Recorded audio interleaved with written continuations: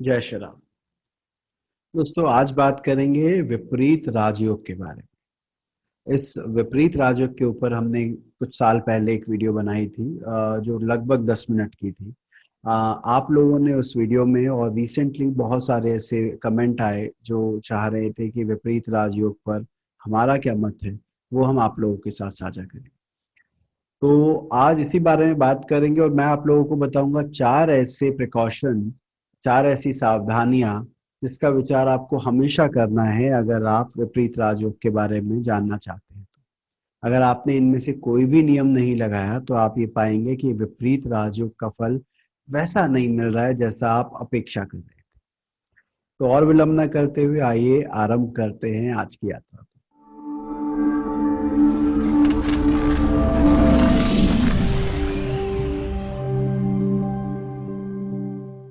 आइए पहले जान लेते हैं विपरीत राजयोग होता क्या है। आ, आम भाषा में लोग इसको इस तरह देखते हैं कि अगर 3 6 8 12 के स्वामी 3 6 8 12 में ही बैठे हो तो विपरीत राजयोग बन जाता है। पर शास्त्रों में ऐसा नहीं बताया गया। किताबों में क्या बताया गया है या किस तरह से इसको रखा गया है वो समझना जरूरी है। शास्त्रों में बताया गया है कि अगर किसी घर का स्वामी कुंडली के 3 6 8 12 भाव में बैठ जाए और वहां पर वो शत्रु राशि का हो, वो क्रूर ग्रहों के साथ हो, वो पाप कलत्री में हो, वो अस्त हो, तो जिस भी भाव का वो स्वामी होता है ग्रह, उस भाव को नुकसान पहुंचता है। ये हम आप सभी जानते हैं कि बहुत बेसिक लेवल से लगाते हैं कि अगर हाउस लॉर्ड अफ्लिक्टेड है तो हम कह देते हैं कि भाई इस भाव का फल आपको ज्यादा अच्छा मिलेगा। लेकिन उसी किताब में या उन्हीं किताबों में ये कहा गया है कि 3 6 8 12 भावों के स्वामी के लिए ये फल विपरीत होता है। विपरीत मतलब जिस तरह से आपको वहां पर बताया गया नेगेटिव होगा, यहाँ पर वो पॉजिटिव हो जाएंगे अगर 3 6 8 12 भाव के स्वामी उन्हीं भावों में पीड़ित अवस्था में। तो पहला तो प्रिकॉशन यही है कि उसका पीड़ित होना आवश्यक है। इसके अलावा कौन कौन सी चार सावधानियां हैं जिसका आपको ध्यान रखना है। सबसे पहले बात करते हैं पहली सावधानी की, वो है लग्न का बल। देखिए, कोई भी योग हो, विपरीत राजयोग नहीं, में कोई भी राजयोग हो, लेकिन अगर लग्न या लग्नेश आपकी कुंडली में बली नहीं है तो उस राजयोग का वो फल आपको प्राप्त नहीं होता जो स्क्रीन पर नजर आ रहा होता है या जो कुंडली में नजर आ रहा होता है। क्यों नहीं मिलता है? क्यों? क्योंकि लग्न आप हैं। लग्न वो है जिस व्यक्ति की कुंडली है। अगर वो कमजोर है, वो क्षीण अवस्था में है, तो वो राजयोग के फल को पूरी तरह से भोग नहीं पाता है। जैसे एक बीमार आदमी के सामने आप बहुत अच्छा खाना परोस दें, बहुत अच्छी सुविधाएं दे दें, लेकिन क्योंकि वो अपने शरीर से दुखी है तो उसको वहां पर सुख की प्राप्ति नहीं होगी। और तो बाकी सबने अपने पूरे कर्तव्य निभाए हैं, सारी चीजें उनको बढ़िया से बढ़िया देने की कोशिश की है, परंतु यदि व्यक्ति अपने शरीर से दुखी है, जिसको लग्न से देखा जाता है, या अपने विचारों से दुखी है, तो वहां उसे आप खुश नहीं कर सकते। उसी प्रकार विपरीत राजयोग का फल तब अधिक मिलेगा जब लग्नेश बली हो। अगर लग्नेश कमजोर है तो विपरीत राजयोग के फल में कमी आती है। उदाहरण कुंडली से समझते हैं। जैसे ये कुंडली है 11 मई 1980 की, 4:18 जन्म समय है। इस कुंडली में अगर आप ध्यान दें तो छठे भाव का स्वामी 12वें घर में है। 8वें घर का स्वामी भी 12वें घर में है।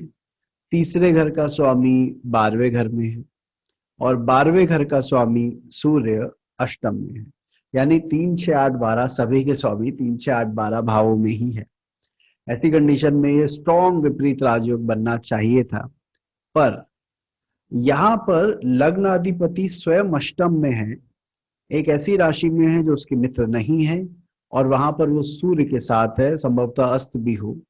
ऐसी स्थिति में क्योंकि लग्नेश बली नहीं है तो ये कुंडली में जितना भी पॉजिटिव योग बन रहा हो उसका कोई विशेष लाभ जातक एंजॉय नहीं कर पाएगा। ये व्यक्ति जब चार्ट लेकर आया था तो इसका यही था कि मेरी कुंडली में बहुत तरह के विपरीत राजयोग बन रहे हैं पर अभी तक जिंदगी में कुछ मिला नहीं। तो हमें अनफॉर्चुनेटली ये कहना पड़ा कि आगे भी बहुत कुछ मिलता दिख नहीं रहा है। तो इस बात का ध्यान रखना होता है। अब आगे बात करते हैं। एक और कुंडली है 4 मई 1970 की, दिल्ली इनका जन्म स्थान है। यहाँ पर भी कमोवेश वही स्थिति है। यहाँ लग्नेश अष्टम में है, छठे का मालिक भी अष्टम में है, 12वें का मालिक भी अष्टम में है, तो विपरीत राजयोग तो बन रहा है, पर इस विपरीत राजयोग में जो सबसे ज्यादा पीड़ित होने वाला ग्रह है वो स्वयं लग्नेश है। ऐसी स्थिति में इस विपरीत राजयोग का कोई विशेष लाभ आपको नहीं मिलेगा। तो लग्नेश जितना कमजोर होगा, बहुत ज्यादा कमजोर हो जाएगा तो बहुत बुरा फल देगा, और अगर मध्यम बली भी है तो जैसे कहते हैं ना विपरीत राजयोग की स्ट्रेंथ आपने देखनी है, तो लग्नेश के बल को भी एक बार जरूर देखें। इसके बाद दूसरी कंडीशन की बात करते हैं। दूसरी कंडीशन क्या है? दुस्थान अधिपति दुर्बल हो। जैसे मैंने शुरू में कहा, हम लोगों ने क्या किया कि 3 6 8 12 के स्वामी 3 6 8 12 में है तो भैया ये विपरीत राजयोग बन गया। इतना सरल नहीं है। उसको अफ्लिक्ट होना चाहिए, वो पीड़ित होना चाहिए, शत्रु राशि का हो, क्रूर ग्रहों के साथ हो, नीच हो, तब तो इसके पॉजिटिव फल मिलेंगे। लेकिन अगर ये कहीं बली हो जाए 6 8 12 के स्वामी 6 8 12 भाव में ही बैठकर, तो आप भूल जाइए कि आपको विपरीत राजयोग का कोई फल मिलेगा।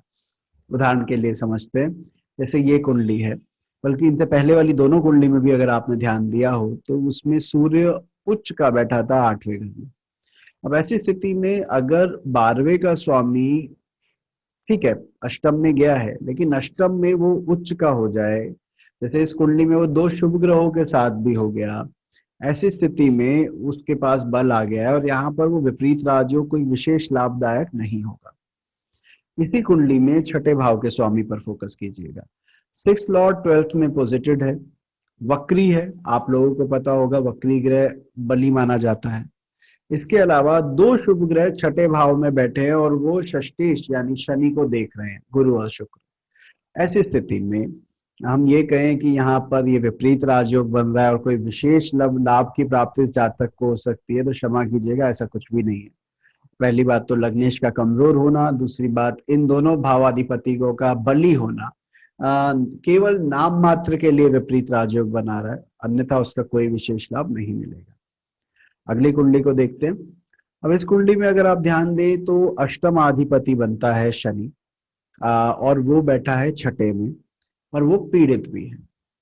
तो अगेन हमें ये फील होता है यहाँ पर उसके ऊपर राहु की भी दृष्टि है, सूर्य के साथ है, मंगल के घर में शनि बैठा है, यहाँ पर जरूर अष्टम अधिपति कमजोर माना जाएगा।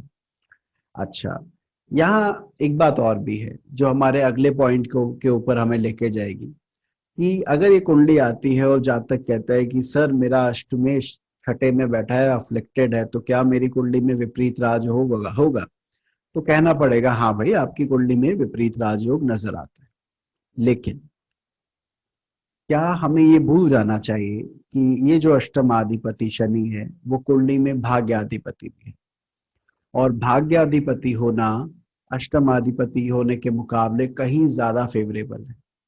अगर कोई व्यक्ति आपको आके ये कहे कि मेरा भाग्याधिपति छठे भाव में कमजोर अवस्था में अस्त है, पाप ग्रहों से दृष्ट है, क्या ये अच्छा है? तो मेरे ख्याल से आप में से कोई भी ये नहीं कहेगा कि ये अच्छा योग है, इसको नेगेटिव ही आका जाए।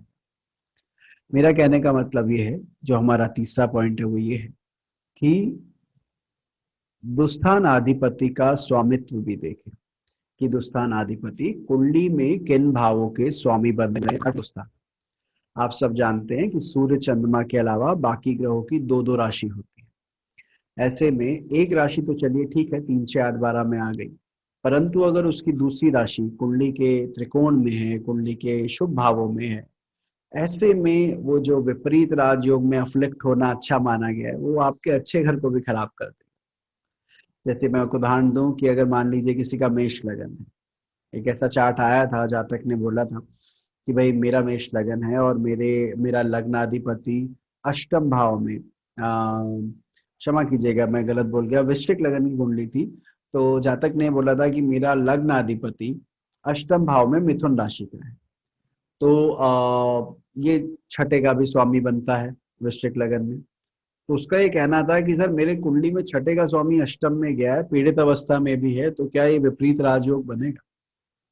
तो जैसा मैंने कहा, हाँ विपरीत राजयोग तो बनेगा, लेकिन आपका ही विपरीत राजयोग वो लग्नेश को कमजोर कर रहा है।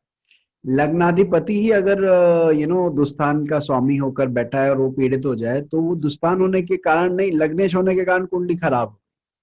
जैसे एक छोटा सा और एग्जाम्पल आपको दूं, मान लीजिए सिंह लगन की पत्रिका है। सिंह लगन में बृहस्पति अष्टमाधिपति बनता है। ऐसे में अगर वो अष्टमाधिपति छठे में बैठ जाए और नीच हो जाए, अगर सिंह लगन की पत्रिका आप बनाएंगे तो आप देखेंगे कि अष्टमाधिपति गुरु बनेगा जो छठे में मकर राशि का हो जाएगा। ऐसी स्थिति में व्यक्ति बड़ा खुश हो रहा है, सर मेरा अष्टमाधिपति तो छठे में है, पीड़ित भी है, आपने बताया है कि इनका कमजोर होना अच्छी बात है। पर हमें यहाँ पर ये नहीं भूलना चाहिए कि वही गुरु कुंडली में पंचम का स्वामी भी बनता है, और न केवल वो पंचम का स्वामी बनता है इस कुंडली में, वो कारक भी है संतान का। इस वजह से कारक का और पंचमाधिपति दोनों का इकट्ठे छठे में नीच होना और पाप प्रभाव में होना, अगर पाप प्रभाव है तो ये विपरीत राजयोग तो नाम के लिए तो बना देगा, जो अपनी दशा अंतर दशा में फल भी देगा, लेकिन थ्रू आउट योर लाइफ बच्चों को लेकर चिंता रहने की संभावनाएं बढ़ जाएगी। तो ये जरूर देखिए कि दुस्थानाधिपति और किसी भाव का भी स्वामी है क्या। जैसे उदाहरण मैं आपको दिखाता हूँ, ये कर्क लगन की कुंडली है वाराणसी की, 1 मार्च 1986। इस कुंडली में अष्टम छठे का घर का स्वामी बनता है बृहस्पति, और वो बृहस्पति अष्टम में बैठा है, सूर्य के साथ बैठा है, उसके ऊपर मंगल की चौथी दृष्टि आ रही। तो एक क्रूर ग्रह के साथ बैठना, अस्त होने की संभावना, मंगल की स्वदृष्टि आना, ये दिखाता है कि ये गुरु इतना ज्यादा बली नहीं है। ऐसे में छठे का स्वामी कमजोर होने पे हमें खुश होना चाहिए कि यहाँ पे तो बहुत अच्छी बात है कि छठे का स्वामी अष्टम में पीड़ित हो गया। पर हम ये कैसे भूल जाएं कि ये नवमेश भी है। भाग्याधिपति का अष्टम भाव में बैठना, अस्त होना, तो ये दिखा रहा है कि मेरे भाग्य में कमी हो जाएगी। अब एक विपरीत राजयोग के फल के लिए हम अपनी कुंडली के केंद्र त्रिकोण को तो स्टेक पे नहीं रख सकते, तो इस योग को बहुत अच्छा नहीं माना जाएगा। विपरीत राजयोग कहलाने के बावजूद ऐसे योग ना हो पत्रिका में तो ज्यादा बेहतर है। आगे बात करते हैं। ये कुंडली देखिए, इससे वो वाला पॉइंट क्लियर होगा। यहाँ पर भी अष्टमाधिपति गुरु जो है वो छठे का स्वामी गुरु, क्षमा कीजिएगा, अष्टम में बैठा है। वो यहाँ पर तीसरे का स्वामी होकर भी बैठा है, यानी कि गुरु की दोनों राशि तुला लगन के लिए अच्छे भावों में नहीं आई। ऐसे में गुरु का पीड़ित होना, ऐसे में गुरु का अष्टम में जाना लाभदायक है, शुभ फलदायक है। तो यहाँ पर तो हम कहेंगे कि ये गुरु विपरीत राजयोग बना रहा है अगर ये पीड़ित है तो। लेकिन जो इससे पहले वाला केस था उसमें हम ये नियम नहीं लगाना चाहिए, क्योंकि वहां पे एक अच्छे भाव की भी हानि हुई। आगे बढ़ते हैं, चौथे प्रिंसिपल की बात करते हैं। चौथा नियम क्या है, देखिए अभी हमने कहा जिन दो ग्रहों का स्वामित्व होता है, जिन तो उनका देखिए कि दूसरी राशि कहाँ पड़ी, लेकिन सूर्य चंद्रमा की एक ही राशि होती है। ऐसे में सूर्य चंद्रमा अगर कुंडली में छठे, आठवें या 12वें के स्वामी है और वो पीड़ित हो जाए, तो क्या ये विपरीत राजयोग कारक होंगे, या कुंडली के दो ऐसे ग्रह जिनमें से एक आत्मा का प्रतीक है और दूसरा मन का, उसके पीड़ित होने पर हमें शोक मनाना चाहिए। मेरी बात समझ है कि या तो हम उनके विपरीत राजयोग बनाने की वजह से बहुत खुश हो जाएंगे, अरे वाह हमारी कुंडली में 6 8 12 के स्वामी 6 8 12 में पीड़ित बैठे, या फिर हम ये देखें कि भैया चंद्रमा जो मन का कारक है मेरी कुंडली में कमजोर है, ऐसी स्थिति में मैं उन चीजों को फलीभूत होते हुए उस चीजों को एंजॉय नहीं कर पाऊंगा जो मुझे लाइफ में एंजॉय करनी है, इस वजह से मुझे दुखी होना चाहिए। तो उत्तर इसका इस स्टेटमेंट में मिलता है। स्टेटमेंट क्या कहती है, ये कहती है सूर्य चंद्रमा को अष्टमेश होने का दोष नहीं लगता। अर्थात अगर ये कुंडली में 8 लॉर्ड बन जाते हैं तो भी ये नेगेटिव नहीं है। अगर ये नेगेटिव नहीं है तो इनका वीक होना नुकसान देगा। इस वजह से अगर आपकी कुंडली में सूर्य चंद्रमा 6 8 12 के स्वामी, जैसे ये कुंडली का आप एग्जाम्पल ले सकते हैं, ये 21 सितंबर 1993 का चार्ट है, पटियाला पंजाब। यहाँ अगर आप ध्यान दें तो अष्टमाधिपति बनता है चंद्रमा। इस कुंडली में चंद्रमा द्वादश भाव में है, नीच का है, राहु के साथ है, शनि की 10वीं दृष्टि में है। ऐसी स्थिति में चंद्र और ज्यादा पक्ष बल भी नहीं है उसके पास, ऑल्दो शुक्ल पक्ष का है लेकिन बहुत बली नहीं। ऐसे केस में चंद्रमा के कमजोर होने के कारण जातक को जीवन में परेशानियों का सामना करना पड़ेगा, ना कि वो उसके लिए शुभ फलदायक होगा।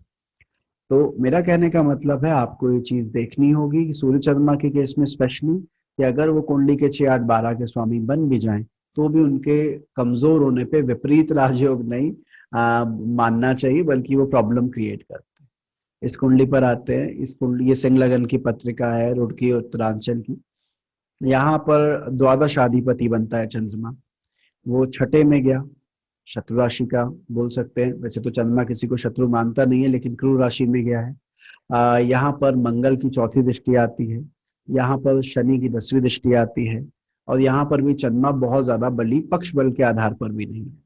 ऐसी स्थिति में अब या तो हम ये कह लें कि अरे वाह, मेरी कुंडली में 12वें का स्वामी छठे घर में अफ्लिक्शन में है तो बहुत अच्छा होगा। ऐसा नहीं हमें सोचना चाहिए। यहाँ पे ये प्रॉब्लम क्रिएट कर रहा है।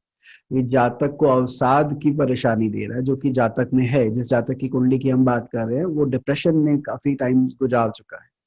और एक भय, एक अनचाहा सा अनजाना सा भय, हर जगह पे डर लगना कि पता नहीं क्या होगा, यहाँ कुछ हो तो नहीं जाएगा, इस तरह की परेशानी से जूझ रहा है। ऐसी स्थिति में अगर कोई इस जातक को बोले कि आपकी कुंडली में विपरीत राजयोग है, तो क्षमा कीजिएगा, वो स्टेटमेंट यहाँ पर अप्लाई नहीं होगी। और ऐसा विपरीत राजयोग भगवान ना करे आपकी कुंडली में हो, वो प्रॉब्लम क्रिएट करता है। आगे बात करते हैं।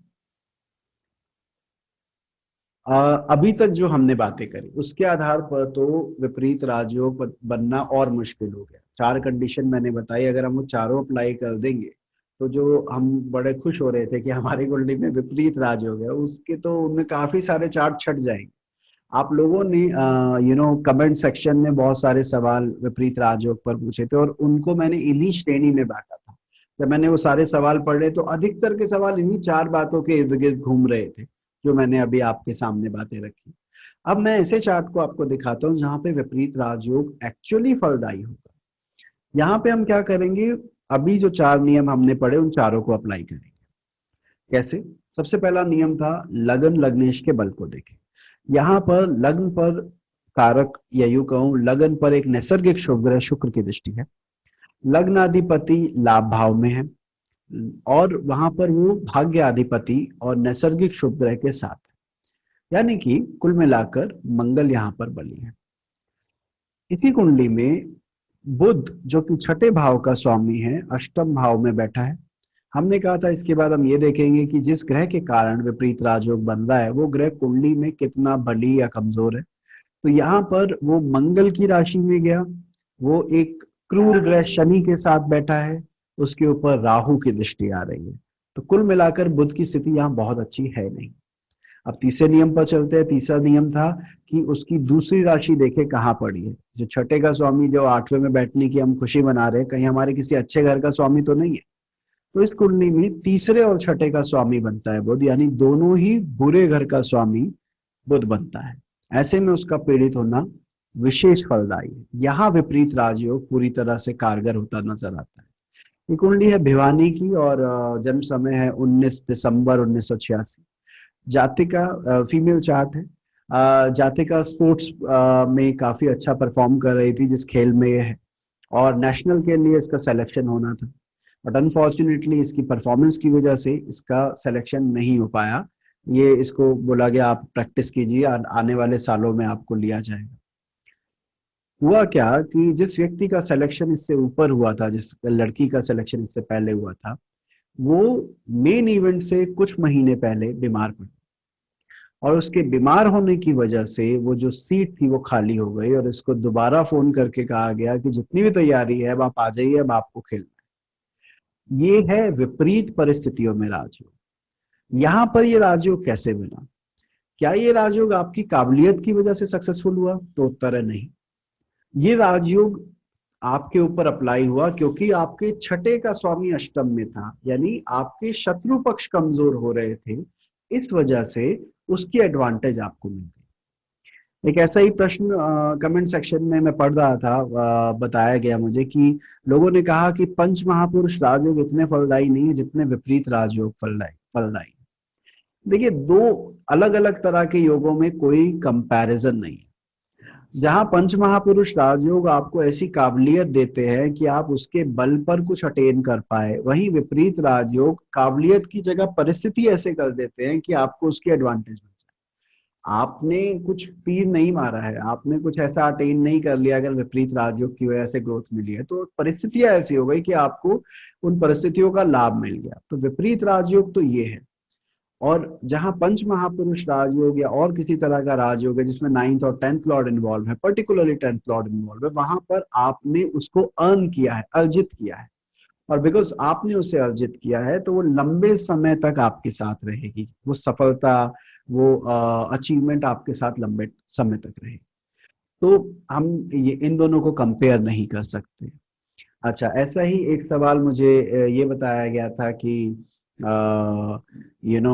विपरीत राजयोग क्रूर ग्रह से अच्छा बनता है या शुभ ग्रह से। तो देखिए, क्रूर ग्रह का पीड़ित होना, इस सवाल को मैं दोबारा दोहराता हूँ कि मान लीजिए मेरे 6, 8, 12 के स्वामी शनि या मंगल या सूर्य है, ऐसे में उन कुंडलियों में विपरीत राजयोग अच्छा बनेगा या जिन कुंडलियों में मेरे 6, 8, 12 के स्वामी शुक्र बुध गुरु है वहां अच्छा बनेगा। तो उत्तर इसका ये है कि भाई नैसर्गिक ग्रह का पीड़ित होने की संभावना आसान है, जल्दी है। वही एक नैसर्गिक क्रूर ग्रह के पीड़ित करने होने के लिए उसके साथ उससे बड़ा क्रूर ग्रह बैठना चाहिए जिसकी संभावना कम है। इस वजह से शुभ ग्रहों का पीड़ित होना कॉमन विपरीत राजयोग में देखा गया, ज्यादातर विपरीत राजयोगों में वो होता है। एक बात और, सवाल मेरे पास आया था कि अगर पुष्कर नवांश में हो तो क्या होगा, राशि परिवर्तन हो तो क्या होगा, और भी ऐसे वर्गोत्तम हो तो क्या होगा। तो इसका उत्तर ये है कि देखिए, इस नियम का मर्म समझिए। मर्म ये है कि भैया वो ग्रह कमजोर होना चाहिए, वो ग्रह इस हालत में होना चाहिए कि वो फलदायी ना रहे। ऐसे में अगर आप उसे वर्गोत्तम करते हैं, आप उसे पुष्कर नवांश में बिठाते हैं या किसी और प्रकार का बल आप उसे देते हैं, तो उसको तो बल प्राप्त हो गया। तो वहां पर विपरीत राजयोग का जो भी शुभ फल थे वो डायल्यूट हो जाएंगे। एक और बहुत महत्वपूर्ण बात मैं आपसे साझा करना चाहूंगा कि विपरीत राजयोग जिस अवधि में लिखे गए, जिस समय लिखे गए, उस समय ना संघर्ष और कंपटीशन कम थे। आज अगर आप भारत जैसे एक देश में पैदा हो रहे हैं जिसकी जनसंख्या इतनी ज्यादा है और वहां पर भी एक मध्यम वर्गीय परिवार में जन्म लेते हैं, तो आपको तो संघर्ष करना ही पड़ेगा, आपको तो हर जगह compete करना है। तो ऐसी स्थिति में छठे के स्वामी का विपरीत राजयोग बनाना लाभदायक ज्यादा नहीं है। मतलब समझिएगा, विपरीत राजयोग क्यों अच्छे हैं? विपरीत राजयोग इसलिए अच्छे हैं क्योंकि ये जो बुरे घर हैं, इन बुरे घर क्यों कह रहे हैं, क्योंकि इनके अंदर जो मोस्टली सिग्निफिकेशन है वो थोड़ी नेगेटिव मानी जाती है। तो उनका कमजोर होना हमने कहा भैया जातक को फायदा देगा। लेकिन उन्हीं भावों से संबंधित कुछ अच्छी चीजें भी है, जैसे फॉरेन सेटलमेंट 12th हाउस से देखते हैं। अब अगर आपका 12वें का स्वामी 6, 8, 12 में अफ्लिक्टेड हो, सिवियरली अफ्लिक्टेड हो, तो हाउ कैन वी से कि आप विदेश चले जाइए, वहां पे आपको लाभ होगा या आपको इजीली वीजा मिल जाएगा। सिमिलरली छठे घर से हम संघर्ष देखते हैं, कंपटीशन देखते हैं। आज आपका बच्चा कहता है कि मुझे डॉक्टर बनना है तो उसे एग्जाम देने होंगे। अगर वो इंजीनियर बनना चाहता है तो उसे एग्जाम देने होंगे। अगर चार्टर्ड अकाउंटेंट बनना चाहता है तो उसे एग्जाम देने हैं। जीवन के हर क्षेत्र में पहले संघर्ष है, उसके बाद अचीवमेंट है, एटलीस्ट इन इंडिया। ऐसी स्थिति में अगर आपकी कुंडली में छठे का स्वामी 6, 8, 12 में अफ्लिक्टेड बैठा है तो वो संघर्षों की कमी करता है। कहने का अर्थ यह है कि आपको रखा रखा है, जो मिल जाए उसको आप एंजॉय कर लेंगे, लेकिन आप कंपीट नहीं कर पाएंगे। तो विपरीत राजयोग को सदैव अच्छा नहीं माने। इन बातों को भी दिमाग में रखें कि 6, 8, 12 के स्वामी सदैव बुरे नहीं होते, जैसे किसी भी घर के स्वामी सदैव अच्छे नहीं होते। अपार्ट फ्रॉम इट, ये जो 4 कंडीशन मैंने आपको बताई, ये चारों लगाइए। आप लगाएंगे, आपको मैं श्योरिटी के साथ कह सकता हूँ बड़ा आनंद आएगा जब आप इन नियमों के बाद आप विपरीत राजयोग को देखें। आशा करता हूँ ये वीडियो आपको अच्छी लगी हो। यदि आपको अच्छा लगा हो, आपका ज्ञान वर्धन हुआ हो, तो इस वीडियो को लाइक करना ना भूलें। आपके लाइक हमें प्रोत्साहित करते हैं कि हम और शीघ्रता से वीडियो बनाएं और बेहतर काम करें। ज्योतिष संबंधित और जानकारी के लिए आप इस चैनल को सब्सक्राइब कर सकते हैं। आपकी कुंडली में भी यदि विपरीत राजयोग है और वो इन चारों पैरामीटर को क्रॉस करके आप विपरीत राजयोग आज भी अपनी कुंडली में लिए बैठे हैं, तो हमें फल जरूर बताइएगा कि आपने किस प्रकार का फल अपनी जिंदगी में देखा। मिलते हैं अगली बार किसी और विषय के साथ। जय श्री। भावात भावम नियम को किस प्रकार लगाना चाहिए, यदि ये जानकारी चाहते हैं तो ऊपर दिए गए वीडियो पे क्लिक कर सकते हैं। क्या शुभ मुहूर्त को लेकर आप जन्म कुंडली के दोष को दूर कर सकते हैं, यदि इस बारे में जानकारी चाहते हैं तो नीचे दिए गए वीडियो पे आप क्लिक कीजिए। मिलते हैं अगली बार किसी और विषय के साथ। जय श्री राम।